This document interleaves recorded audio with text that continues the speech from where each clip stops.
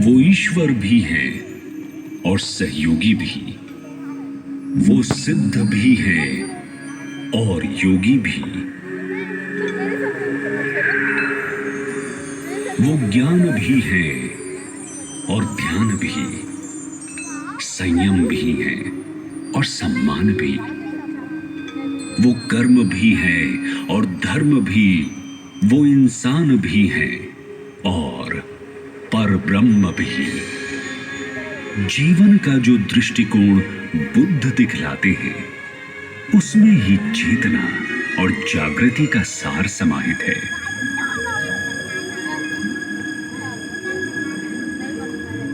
इस अनंत सोच का जन्म जो आज विश्व में चहुं ओर उजागर है, जिस बालक के रूप में हुआ, उसके जन्म की कहानी भी उतनी ही रोचक है।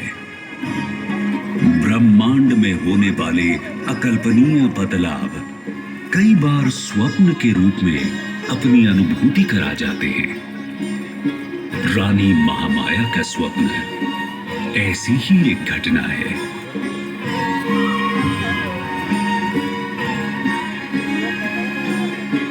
ये बात है आज से लगभग 2500 वर्ष पहले की। कपिलवस्तु नाम के एक समृद्ध राज्य पर महाराज शुद्धोधन का शासन था। एक रात राजा शुद्धोधन की पत्नी महामाया को एक विचित्र किंतु विहंगम स्वप्न दिखाई दिया। उन्होंने देखा कि 4 देवगण उन्हें उठाकर पर्वत श्रेष्ठ हिमालय पर ले जाते हैं और एक साल के पेड़ के नीचे एक सुसज्जित शैया पर उन्हें लिटा देते हैं।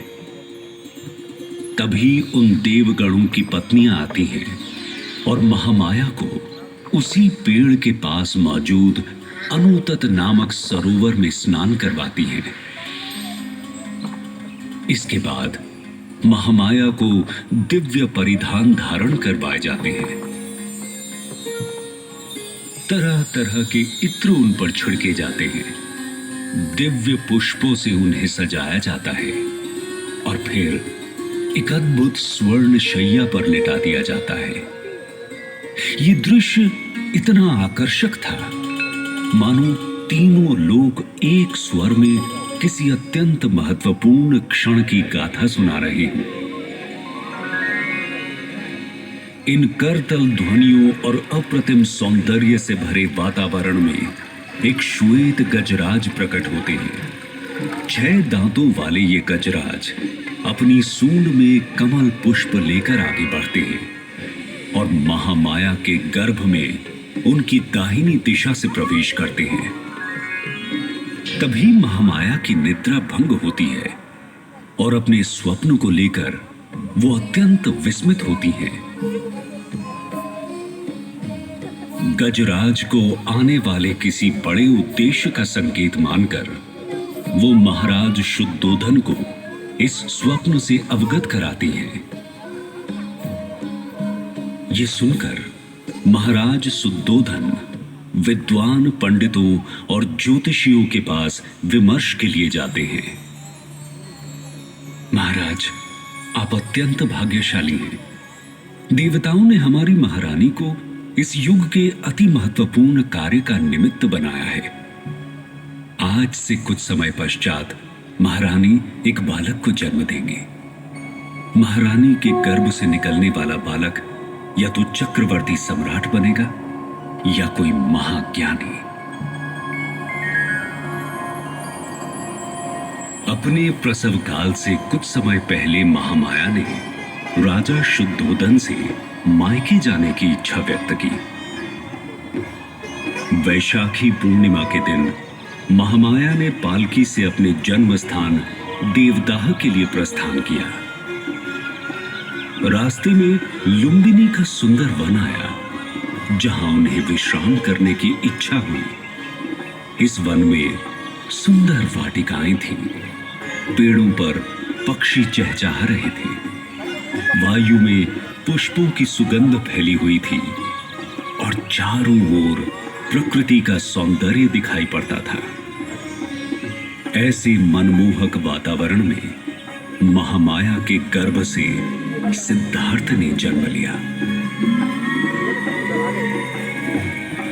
एक प्रसिद्ध लोकोक्ति के अनुसार जन्म लेते ही उस बालक ने 7 कदम चले और उसके हर कदम पर एक कमल का पुष्प पृथ्वी से बाहर निकला।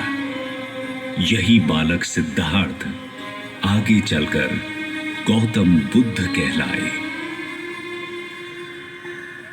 जीवन के 21 वर्ष भोग, विलास और राजसी वैभव में व्यतीत करने के पश्चात आयु, रोग और मृत अवस्था का चक्र देखकर गौतम को जीवन की व्यर्थता का अनुभव हुआ। कामना और वेदना से परे जीवन की कुंजी उन्हें पुकार रही थी। ऐसी विचलित अवस्था में उन्होंने अपने पिता से कहा, संसार में जहां देखता हूं वहां दुख ही दुख भरा है। किसी को बुढ़ापा सता रहा है, कोई रोग से ग्रस्त है,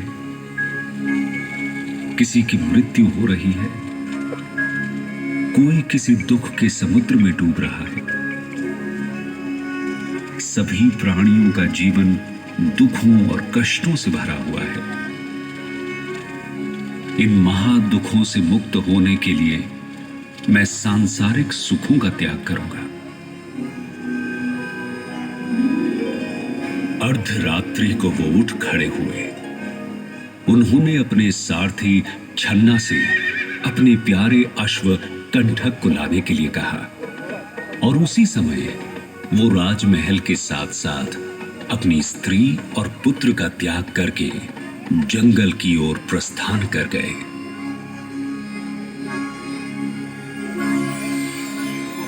अपनी यात्रा करते हुए उन्हें विभिन्न तरह के अनुभव हुए और प्रत्येक अनुभव उन्हें एक नए दृष्टिकोण की ओर ले जाता था। उन्होंने तपस्वी ब्राह्मणों के साथ वेदों और अन्य ग्रंथों का अध्ययन किया, घने जंगलों में घोर तपस्या की और विभिन्न सिद्धांतों के अनुयायी साधुओं के साथ कई तप किए, जिससे उनका शरीर अत्यंत दुर्बल हो गया।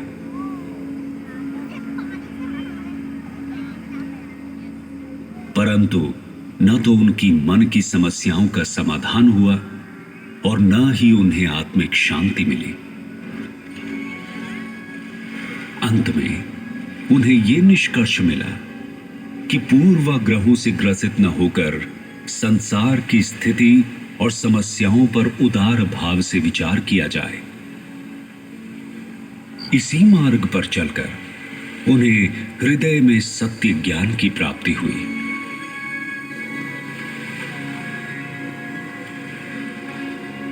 वर्तमान गया नगर में जिस बरगद के वृक्ष के नीचे उन्हें यह सत्य ज्ञान प्राप्त हुआ, उसे बोधि वृक्ष कहते हैं, जो बौद्ध मत के लोगों के लिए प्रधान तीर्थ स्थान माना जाता है। इसके बाद बुद्ध सारनाथ पहुंचे, जहां उन्होंने 5 ब्राह्मण सन्यासियों को अपना प्रथम उपदेश दिया, जिसे बौद्ध ग्रंथों में धर्म चक्र प्रवर्तन नाम से जाना जाता है। यहीं से बौद्ध संघ की स्थापना हुई। भारतीय उपमहाद्वीप में बुद्ध की शिक्षाओं का प्रसार दूर दूर तक हुआ और वहां से ये शिक्षाएं पूरे एशिया भर में फैल गई। बौद्ध धर्म विश्व का ऐसा पहला धर्म है जो अपने जन्म स्थान से निकलकर पूरे विश्व में जन जन तक पहुंचा। आज विश्व भर में बौद्ध धर्म के करोड़ों अनुयायी बुद्ध के संदेश का अनुसरण करते हैं। भारत, चीन, जापान, रूस, France, Brazil, Singapore, Korea, Thailand, Cambodia, Sri Lanka, Nepal और भूटान जैसे कई देशों में बौद्ध धर्म का प्रसार हुआ है।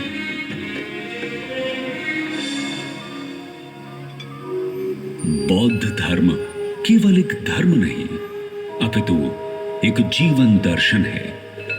इस जीवन दर्शन को आत्मसात करने वाला हर व्यक्ति बुद्ध कहलाता है।